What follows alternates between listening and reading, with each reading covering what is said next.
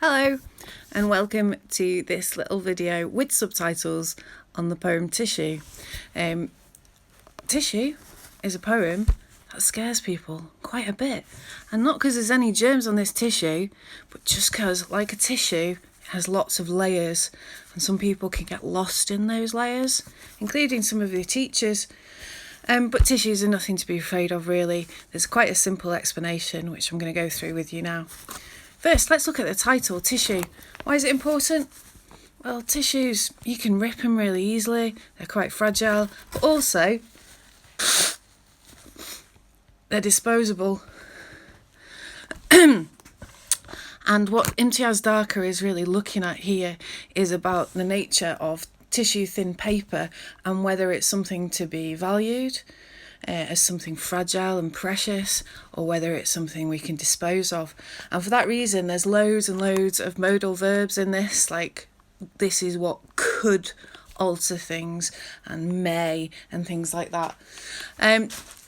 She talks a lot about different kinds of tissue thin paper. I've not got a copy of the Quran because I can't treat it with respect it deserves, but if you look at this dictionary, we've got really, really thin paper in there. How can it let the light shine through? Because it's really thin. But also, light could be a symbol of knowledge. And so a book like the Quran or the works of Shakespeare can let through lots and lots of knowledge. And it can change things. And it can change things for the better, or it can change things for the worse. And I think the key of this poem is the power of paper to change things, and whether we should allow it to change things or not. So if I get back onto the poem itself, it lists all the different things, different ways in which paper can be used as a powerful thing.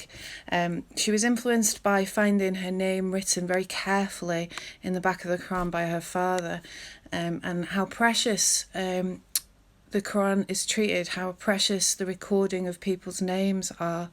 But there's a question, I think, at the end, which comes with the turned into your skin, the tissue of your flesh.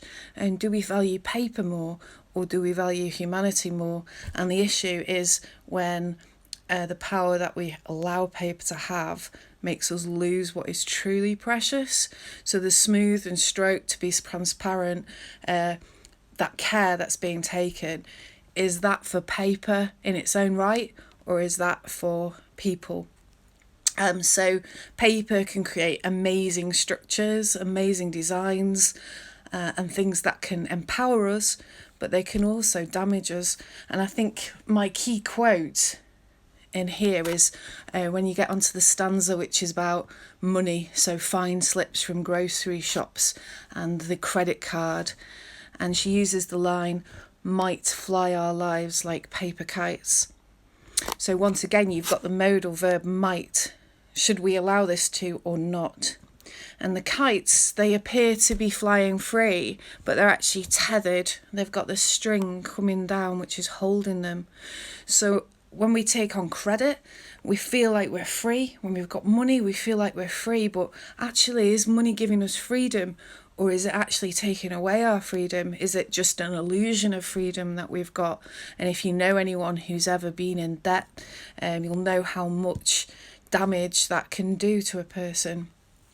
So we need to really consider the power we allow paper to have. I mean, I would use, if I was analysing the quotes that I would learn, this is what could alter things, and I'd talk about choice and power, and let light shine through, which would be about can give us knowledge, can give us wisdom.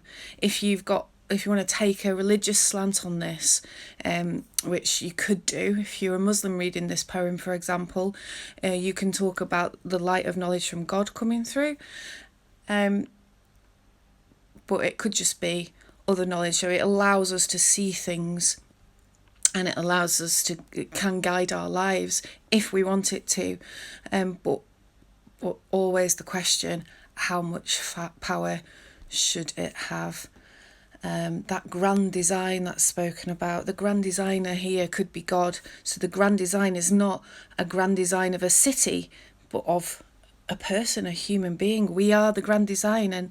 And actually what we should be looking at really is, are we really truly valuing humanity and stroking and caring and smoothing the skin of humanity, rather than just following laws, following things by the book and not really caring about people.